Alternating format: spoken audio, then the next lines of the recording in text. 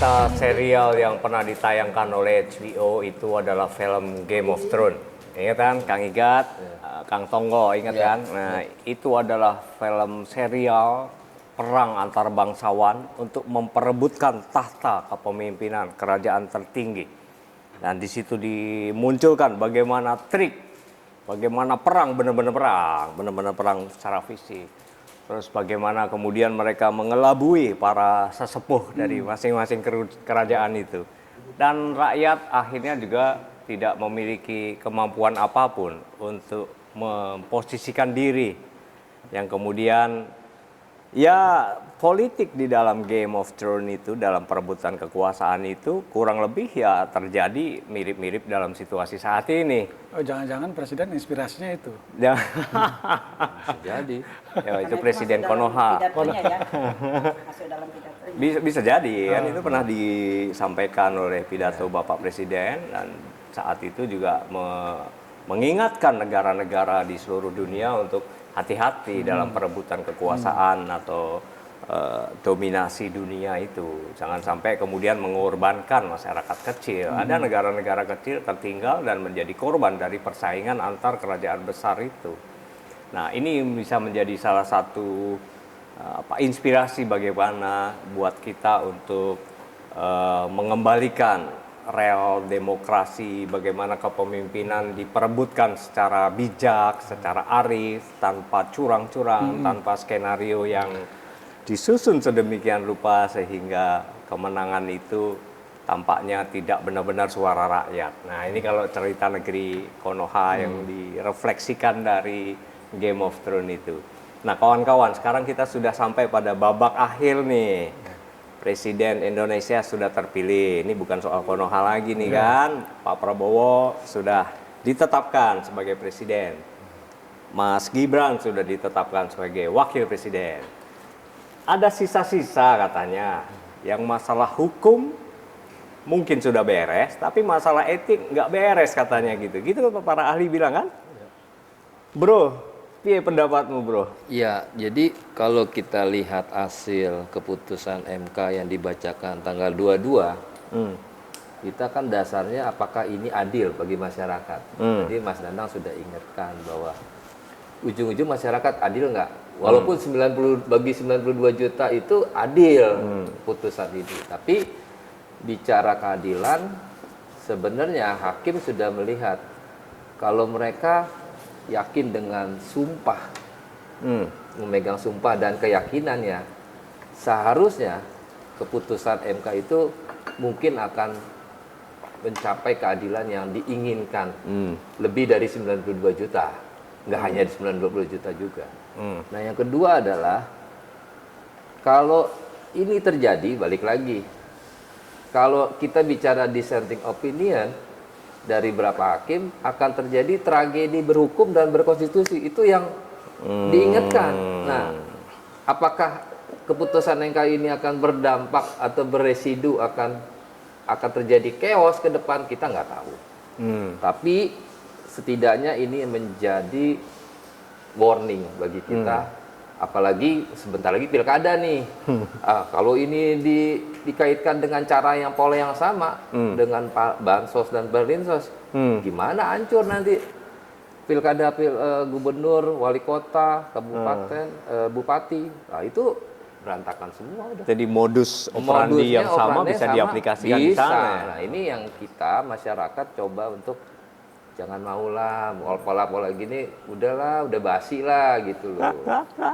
Menurut saya sih gitu, Mas. Tadi Kang Tonggo bilang bahwa ya ada dissenting opinion, tapi menurut Kang Igat gimana? Ini benar-benar dissenting atau disetting gitu? Kan jadi sesuatu yang unik juga Pertanyaan ini ya. Ya, kalau memastikan itu apakah sebuah sikap yang original atau by design, ini kan ibaratnya mendeteksi bau kan.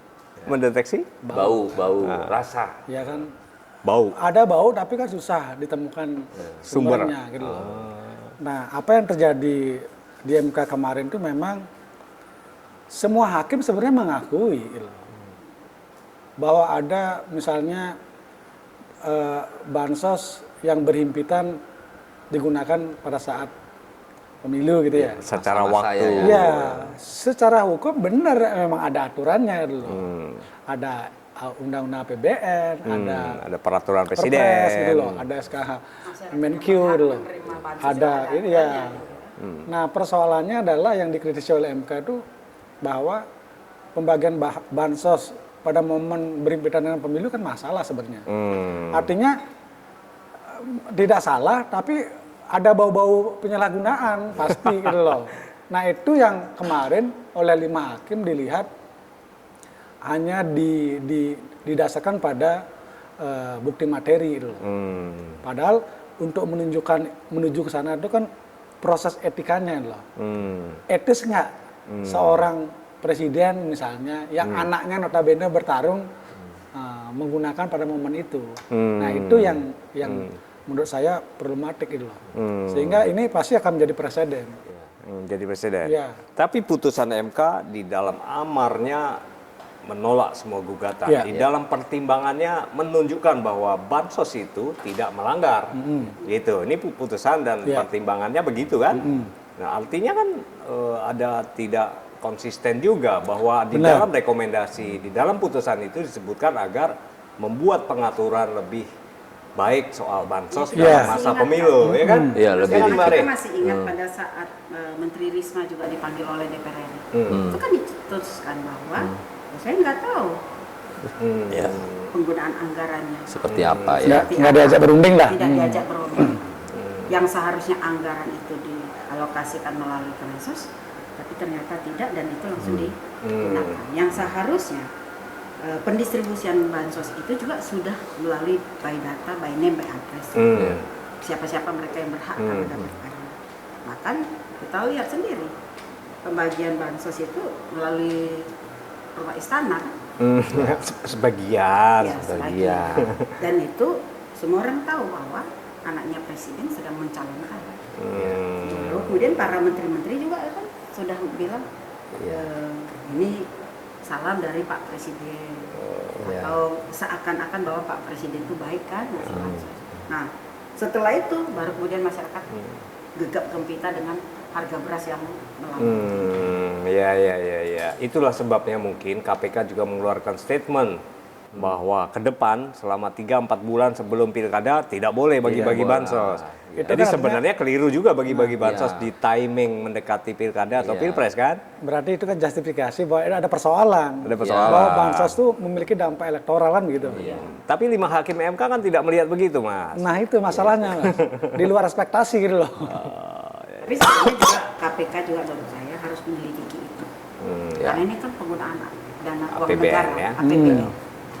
Kita betul-betul harus supaya semua serba objektif ya. Jadi kalau dikatakan kan ini sekarang banyak orang digiring bilang pada saat pilkada jangan seperti itu. Jangan langsung ambil sebuah kesimpulan kalau belum ada penyelidikan terhadap itu. Makanya KPK harus benar-benar mengecek kemana sebetulnya anggaran tersebut digunakan. Tapi kita perlu pertanyakan, KPK berani nggak sih begitu? Ya, Dengan begitu, KPK juga mau disuap gimana juga? Ketua KPK sedang tidak diketemukan dimanapun berada itu. Katanya gitu. Saya juga kaget juga bacanya. Kok di Indonesia seorang pejabat bisa hilang? Saya bingung ya. Itu ngilang beneran atau Ya dihilangkan? itu sampai sekarang kita kan sedang mencari. Artinya dibikin sayembara siapa yang menemukan mendapat dana 1T gitu kan. Memangnya KPK masih bisa dipercaya? Lah itu. Oh, iya. Apalagi Emang dikaitkan masih dengan ada pemilu. KPK? Bisa dipercaya atau masih ada Benar. KPK? Tapi di situasi saat ini kemudian juga muncul sebuah polemik baru bahwa kemarin apa namanya partai PDIP masih gugat tuh Masih lewat gugat TUN. petun ya. Ya kan tadi kan tidak ada pengaruhnya. Apa mosi di balik itu? Ya mungkin ya Mas, ini langkah-langkah yang dilakukan oleh partai ya.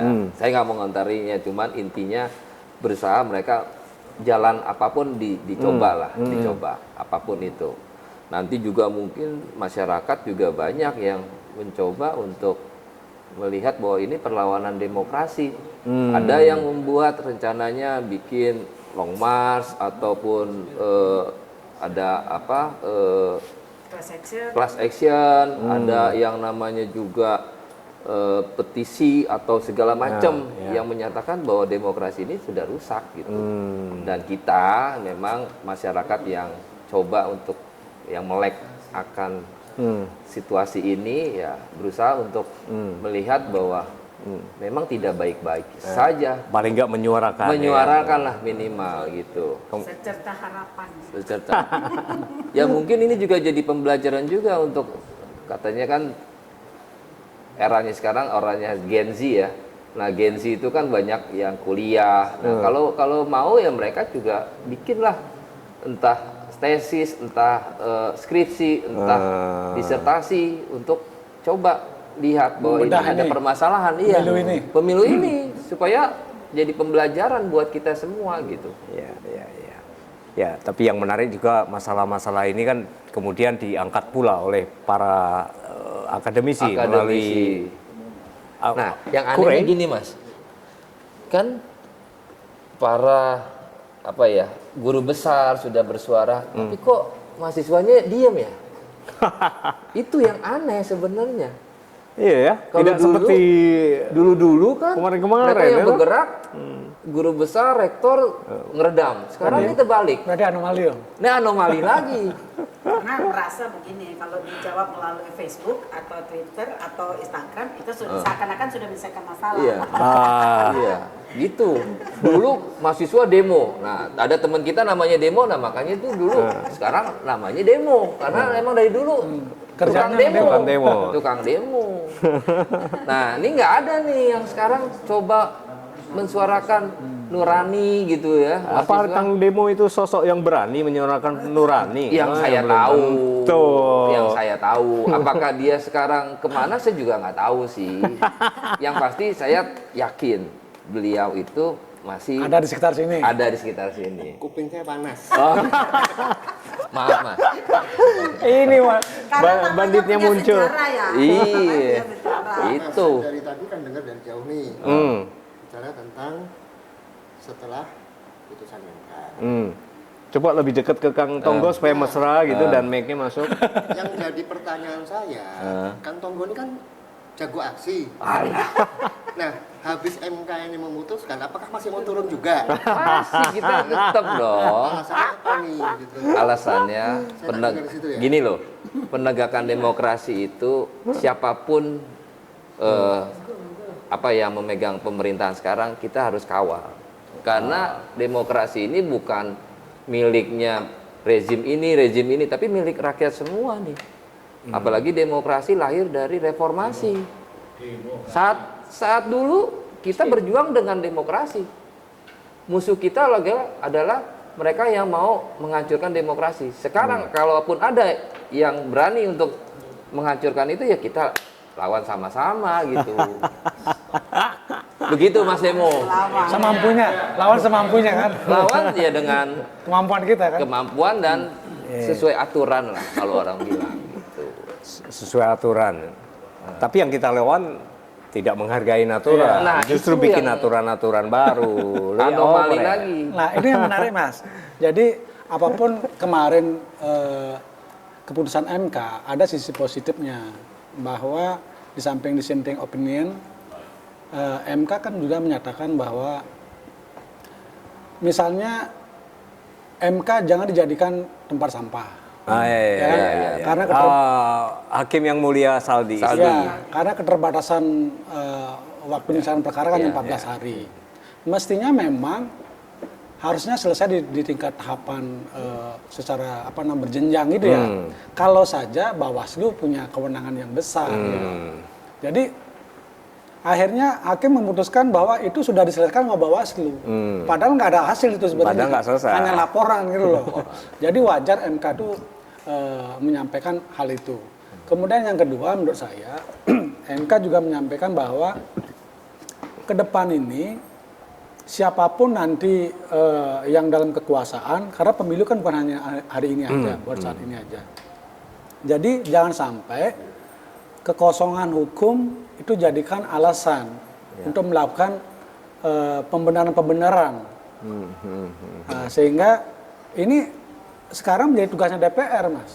Makanya angket ini masih relevan menurut saya. Oh, masih ada tahap untuk menuntaskan berikutnya ya. Ya, secara hukum memang MK sudah ketok palu.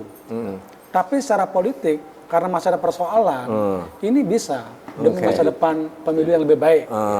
Oke. Harus lebih rigid mengatur Lebih loh. rigid aturannya. Mana masuk kategori pelanggaran, mana yang bukan. Jangan sampai Bawaslu berlindung. Oh, kita susah mengidentifikasi apa itu melanggar apa enggak gitu loh. Nah, itu kira-kira Mas. Ya, itu banyak sekali pertimbangan MK di dalam jawaban terhadap petita itu menyebutkan bahwa sudah ditindaklanjuti oleh Bawaslu. Hampir semuanya sudah Kan bikin kesel gitu kan. Tapi memang Karena nggak ada hasil kan. Iya kan? Harusnya tugasnya Bawaslu itu adalah mereka yang melihat kesalahan-kesalahan yang terjadi itu. Bukan hanya sekedar, kan mereka pengawas di tingkatan TPS apa. Ini kan mereka hanya menerima laporan-laporan. Menerima dan dianggap sudah menindaklanjuti. Sudah dilanjuti. Padahal seharusnya tugas mereka adalah melihat. Seharusnya ke depan Bawaslu adalah menyelesaikan masalahnya, bukan hanya menerima laporannya kan. Dan mereka juga yang harus menemukan pelanggaran-pelanggaran tersebut. Ya itu kan makanya DPR pengawas. harus memberikan kewenangan lebih besar pada Bawaslu sehingga proses pelanggaran itu sudah berjenjang. Berarti gitu. harus dirubah kali ya, ditambah atau Itu diadendum rekomendasinya. gitu ya. Makanya rekomendasinya. ini undang-undang ini bisa berubah, aturan pemilu ini bisa berubah yang melalui DPR. Tapi yang paling penting Bro Igat bagi saya, institusi kepresiden ini juga harus diatur secara rigid. Yang selama itu ini, ada di rekomendasi putusan MK. Masalahnya dieksekusi nggak? Karena putusan MK kan balik lagi menolak itu. Kalau catatan ini menjadi pegangan untuk merubah dan mengatur, ya saya berharap bahwa DPR segera melakukan pembatasan-pembatasan ini, baik juga pemerintah daerah, karena ada pilkada nanti. Nah itu sangat dekat nih. Itu sangat dekat banget, makanya harus cepat. Jangan ntar telat di ujung-ujung nanti ya udah karena udah telat, jadi gimana dong? Atau mungkin semua jadi belajar dengan situasi yang kemarin. Ya, pasti mahal nih Karena pasti. masih panjang, baru kemudian masih dalam tahun ini. Jadi kalau kita mau bicara pilkada, pos yang paling besar, pemilu paling besar adalah pemilu kali ini. Nah, semua akan berangkat dari referensi dari pilpres ini untuk pilkada seluruh Indonesia. Referensi misalnya kejadian-kejadian yang mana yang bisa Ya, sembako bisa dilakukan oleh incumbent atau mungkin dinas-dinas yang terkait. Ada pejabat sementara yang akan masuk ke dalam kancah pilkada kan? Iya. PJS, PJ. PJ. Dari 500-an ini sangat mungkin PJ-PJ ini bisa bertarung. Sudah belajar kan? Ada pelajaran dan itu dilakukan oleh presiden. Iya. Cawe-cawe ya. Dengan tidak ada misalnya aturan yang progresif mengatur yang lebih rigid itu, dia akan mengambil contoh ini gitu loh. Makanya benar tadi DPR segera melihat persoalan ini. Jadi tanpa perlu menindaklanjuti pakai angket, tapi membuat aturan baru terkait dengan pilkada. Setidaknya itu, Mas. Sambil sejalan. Dalam waktu dekat lah ya. Ya, masuk akal sih. Tapi kalau kita masyarakat pada diam aja dan mulai apatis dengan situasi politik, apa yang akan terjadi kira-kira? Ya, DPR ya diem. Tidak akan ada terjadi perubahan tanpa dilakukan ya. Tugas kita jaga watchdog kan. Jadi penggonggong gitu loh. Ya intinya sih sebenarnya Mas, DPR tuh tanpa ada tekanan masyarakat, dia harus bisa bergerak karena itu topoksinya dia. Itu yang Tanggung ideal. jawab moralnya dia. Idealnya sebenarnya. begitu. Tapi kan balik lagi yang ideal ini sekarang susah Mas. Sesuatu yang konsisten itu sekarang mahal. Ya yang terjadi. Kalau rezim sekarang aja nggak konsisten, ngomong kemarin ngomong A terus B C D, nah itu akan menjadi Contohnya contoh lah. Kemarin bilangnya nggak mau maju, nanti maju. Nah, itu kan personal si Bapak. Bukan. Oh, Artinya. tapi secara regulasi juga ono Mas. Misalnya Mas, Nah regulasi coba. kepala daerah yang sedang mencalonkan sebagai presiden dan wakil presiden boleh tidak cuti dari jabatannya, ya kan? Begitu sudah terpilih sekarang boleh. Wajib cuti Iya. atau mengundurkan diri. Nah, itu salah satu bentuk konsistensi yang luar biasa dari tim konsistensi. Nah, Itu menarik loh, ini satu pembelajaran bagus bahwa konsisten terhadap inkonsistensi itu salah satu praktek politik yang harus dipertahankan di Indonesia. Takutnya, sorry kok Indonesia, Konohanya ya. takutnya inkonsistensi ini diikuti oleh yang kita ataupun yang kaum Gen Z nggak inkonsisten juga akhirnya dapat juga kok, menang juga kok. Nah yang begitu tuh, yang nggak dilihat dampak dari psikologi dari apa yang kita lihat prosesnya. Ini akan jadi pendidikan kepada Pendidikan. anak-anak muda Iya. kita bahwa berbuat konsisten untuk tidak konsisten itu salah satu metode politik paling ampuh. Paling ampuh, itu yang takutnya. Didat mau kemana? Mau kemana? Aisyah. Tapi Siap. itu jangan sampai terjadi. Oke, Oke. thank you. Sehingga ya Kak Sere. tugas berat kita bersama punya tanggung jawab terhadap generasi sekarang. Tapi mahasiswa yang kita bela pada diem semua, Mbak. Itulah. Kalau saya lihat itu tadi, mereka itu sibuk dengan merespon apa yang ada di Instagram misalnya. Demonya Jadi mereka melalui medsos. Nah, tetapi mereka nggak sadar bahwa di medsos itu berapa persen orang yang akan melihat dan berapa persen perubahan yang akan dilakukan, kesimpulan yang akan dilakukan oleh media sosial tersebut. Itu yang tidak disadari. Bahwa mereka bikin komentar dan lain-lain, mereka mengakui. Mereka bahkan nikah dan lain-lain. Gitu. Tapi itu tadi, itu tidak mengambil keputusan. Itu yang kita sayangkan. Sehingga menurut saya bahwa ya kalau saya memang melihat pemerintahan saat ini cukup berat ya. Kalau dia mau melakukan perubahan itu pun cukup berat. Walau undang-undangnya sudah diciptakan atau dirubah dalam waktu dekat ini. Tinggal bagaimana kita melakukan edukasi, pendidikan politik terhadap masyarakat. Sekecil apapun yang kita lakukan bisa kita lakukan untuk perubahan. Harapannya sih itu. Bahwa apakah perjuangan ini panjang? Iya memang panjang. Masih panjang. Panjang sekali. Katanya sampai cucu dan cicitnya nanti. Iya, betul. Oh, iya. Bayangkan. Oh, bukan itu ya. Itu kan omongan orang lain. Omongan kita kan lain. Enggak lah. Kalau demi masa depan demokrasi kita yang substantif, yang lebih baik, ya pasti perjuangan tidak berhenti di sini, ya kan? Nah, yang tidak kalah penting, Mas, menurut pandangan saya, dengan fenomena pemilu yang dalam tanda kutip brutal ini ya, kayak menghalalkan segala cara gitu ya, dan itu dibenarkan seolah-olah gitu loh. Ini kan sebenarnya memutus meritokrasi, ya kan? Ke depan orang nggak mau capek-capek, Mas. Atau pada akhirnya ujung-ujungnya kita berkawan aja dengan penguasa, memudahkan jalan kita. Orang juga nggak mau sekolah tinggi-tinggi, ngapain gitu loh. Kalau semua bisa diatur gitu loh. Nah, itu kan berbahaya sekali. Nah kasihannya lagi mereka yang berprestasi, IPK 3,5 Nggak laku. Nggak laku. Yang di bawah 2,5 laku malah. Tapi itu banyak. Nah makanya, jadinya orang jadinya berpikir, ngapain berprestasi, ngapain Ngapain disiplin berproses belajar, loh. berproses Iya kan? gitu kan. Mendingan jalan pintas. Iya, orang 2 hari masa anggota partai udah jadi ketua umum gitu loh. Gimana gitu mau Oh iya, iya, demokrasi? ini ada satu Gitu loh. praktek yang lucu juga ya. Iya kan? Tapi itu kan karena katanya si ketua umum partainya disandera. Jadi ya dengan segala keberatan hatinya terpaksa rela menyerahkan rekomendasi Nah, pada itu kembali lagi fenomena bau, Mas. Baunya ada tapi kita susah menemukan itu. Selama ini partai-partai politik itu konsisten dengan kaderisasi, ya, melakukan kaderisasi, Iya. sistem perekrutan, Golkar, yang lain-lain gitu kan, PKS. Tapi karena anak presiden, semua itu bisa berubah. Itu yang terjadi kan, baik itu di Golkar maupun juga itu di PSI. Nanti orang-orang akan pakai anak bupati, anak gubernur, dan sangat membahayakan sekali. Jadi kalau dulu kita dekat dengan pejabat itu rasanya dekat dengan pembantu pejabat aja rasanya udah bangganya nggak karuan. Nah ini akan terjadi. Maksudnya di tingkat kepala daerah gimana? Itu bisa jadi referensi apa yang terjadi secara nasional saat ini. Ah, ya. Setuju. Ya, Jadi kita tidak ada sudah lagi kaderisasi, menorehkan tidak ada sebuah sejarah yang Ya, menorehkan kemudian akan dipakai sejarah sebagai acuan perilaku para teknokrat dan pejabat politik kita di masa depan. Ya. Walaupun bahwa- etika itu nggak bisa dikenakan sanksi ya. Iya. Karena tidak ada. Iya. Jadi melanggar etik sih hal yang biasa aja di negara Iya. Konoha kemudian kan sejauh itu menurut para hakim tidak bisa dibuktikan karena kurang saksi. Nah, ya udah Jadi boleh. bayangkan Iya. ya Mas, kalau di rumah kita anak kita jalannya, terus kita bilang, nggak punya etika.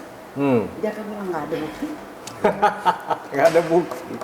Ya kan di situ Ya. terjadi dalam Enggak. hati. Sekarang pertanyaannya adalah kita kan mau menghadapi pilkada dalam waktu dekat.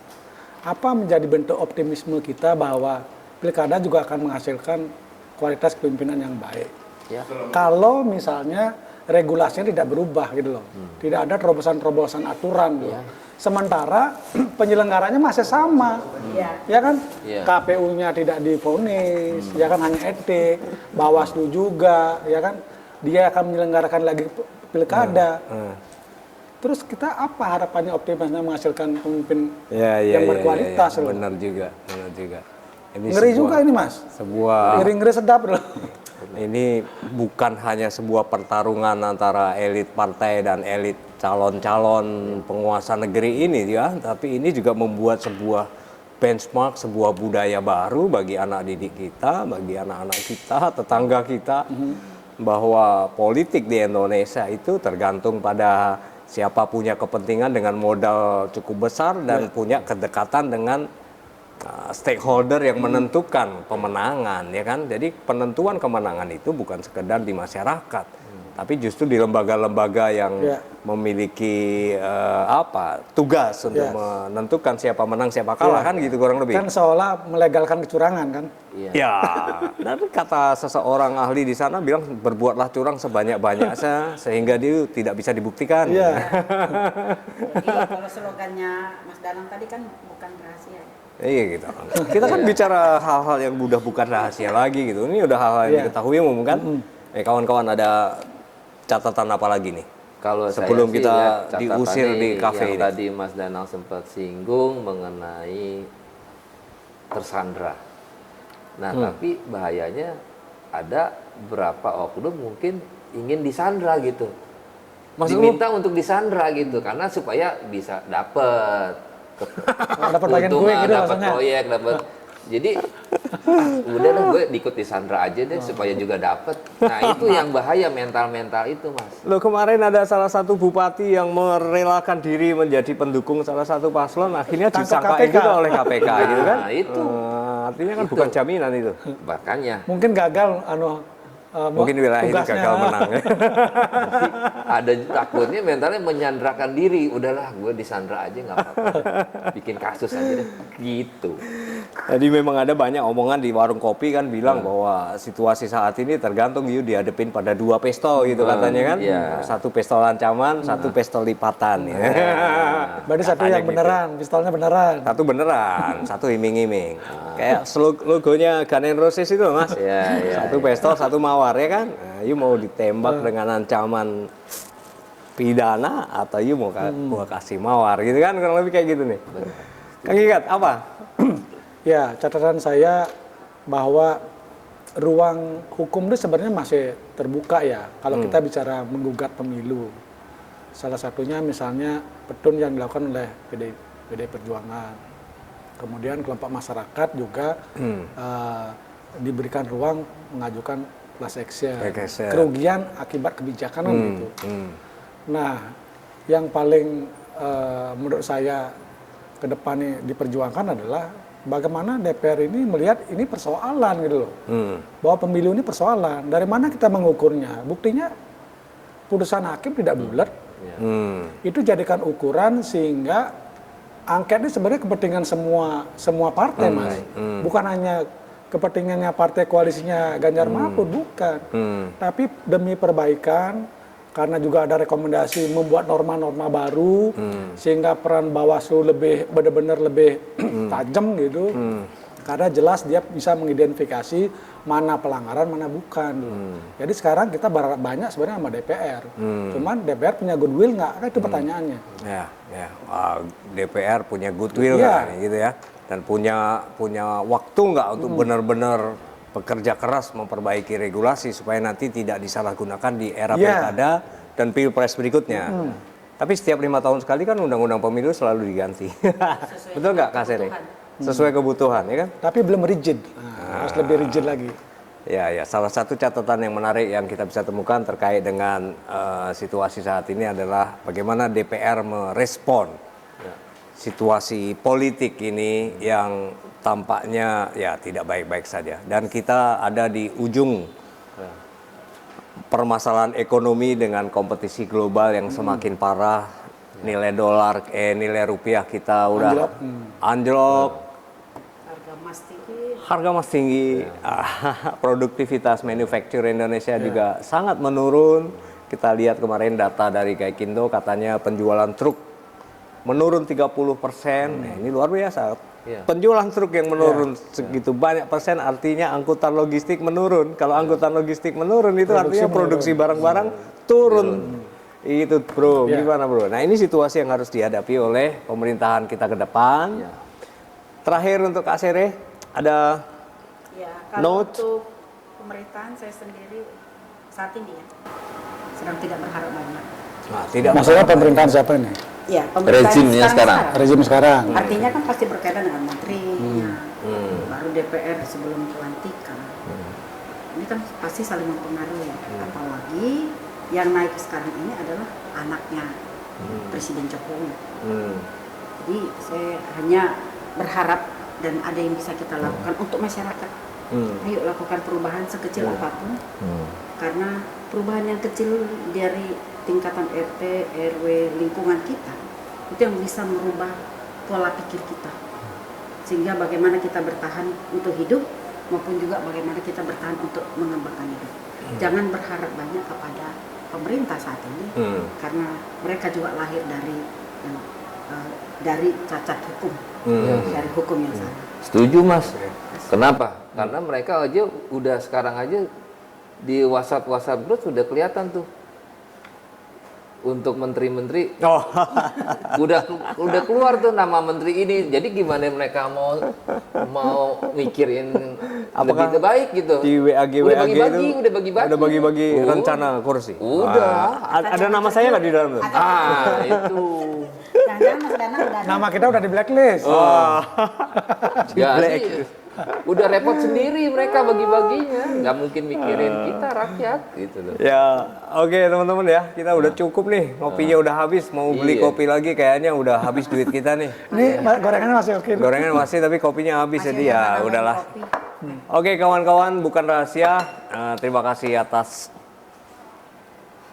waktu Anda untuk mendengarkan, menonton kita rakyat kecil, orang-orang biasa berpendapat terkait dengan situasi politik saat ini. Tentu kita berharap pemerintah, siapapun nanti yang memimpin dan pemerintah terpilih akan menjalankan amanatnya untuk benar-benar bekerja demi mensejahterakan rakyat Indonesia. Bukan lagi hanya berfokus pada yang disebut kroni-kroni oligarki itu katanya gitu. Tapi benar-benar ke rakyat kita lah. Entaskan kemiskinan, tingkatkan kualitas kesehatan mereka, kualitas pendidikan mereka, dan benar-benar kita akan menjadi negara yang maju, bukan hanya di atas kertas, tetapi juga di kenyataan. Gitu kan kawan-kawan ya? Thank you teman-teman, kita ketemu lagi di Bukan Rahasia edisi berikutnya.